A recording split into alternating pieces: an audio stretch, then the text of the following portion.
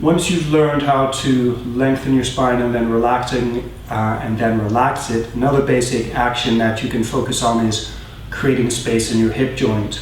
So if this is a thigh bone, this is the cup of the hip joint on the pelvis, the idea is to actually move your thigh bone out of the hip socket. And there are actually muscles, 4 sets of muscles that do this action, and the movement is not very big. It's probably very, very tiny, but it is perceivable. What you can actually feel is the muscles that cause that action.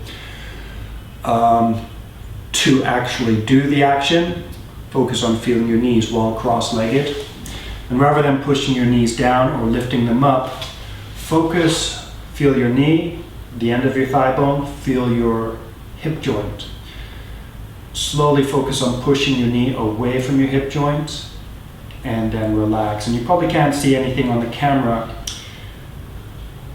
Maybe you can feel a little bit, see some tension in my leg as I push my hip forward.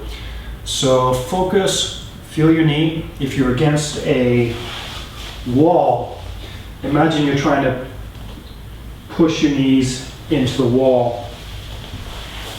So try both knees at the same time. Push your knees away from your pelvis and then relax. Push your knees away from your pelvis. See if you can feel any tension around here and then relax. And then once you have the action, if you're having trouble getting it, try focusing on one knee at a time. Focus on this knee, push it up and out in line with your thigh bone, relax, and then try this knee, up and out, and then relax.